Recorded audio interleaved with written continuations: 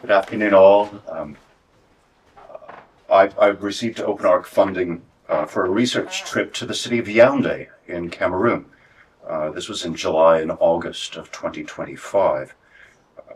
It's paid for my flight, my accommodation, travel visa, and it was supplemented later on by some REF unit of assessment funding that allowed me to help fund a workshop in the same city.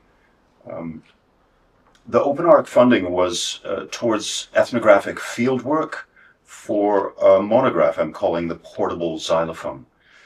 The book follows musicians, instrument, and music as these move between a set of central Cameroonian social spaces. So the musicians, music, and instruments in question are xylophones, xylophonists, and xylophone music. And in central Cameroon, this music is heard, ensemble music for xylophone is heard in community celebrations at rites of passage, like weddings and funerals, in cabarets and via the mass media as pop music, and in the Catholic Mass as liturgical music. There's a great deal of variety and difference in terms of styles and instrument construction, but also a great deal of overlap. So this means that because of the overlap in the instrumentalists, the instruments, and the sounds of the music, that these seemingly discrete social spaces resonate with one another, that there are connections between them, musical connections between them, and social connections between the spaces. So in July and August last year, I met with musicians, interviewed them, attended performances, and conducted recording sessions, including some multi-track work that I'll use to identify exactly what it is that the musicians are playing. The music is ensemble music. The xylophonists all sit right beside one another. It's very difficult to tell simply by listening without multi-track recordings who's playing what and who's doing what. OpenARC funding also allowed me to do further collaborative work on the Anthology of Music of Central Cameroon. It's a volume I'm producing together with the ethnomusicologist Kizito Asele, the linguist Emmanuel Mozele Makaso, and the linguist Maxime Manifi Abou. Up until recently, our planned anthology was dominated by music in the languages that are demographically and politically dominant in the central part of Cameroon. But this trip helped us to make it more inclusive by enabling work on texts and melodies of several short lullabies in the Yambeta language. There were a number of highlights in the work.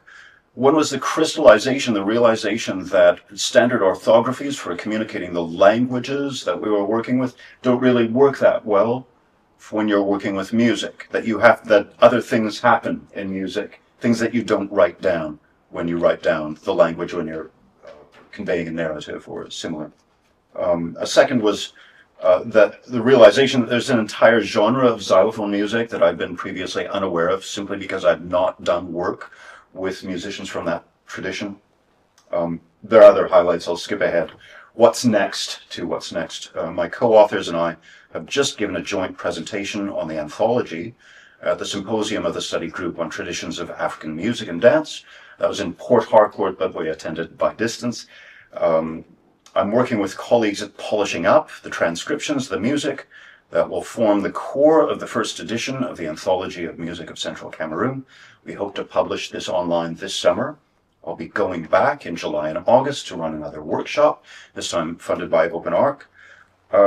And I just found out this morning that I've been awarded a Leverhulme Fellowship that will fund the writing.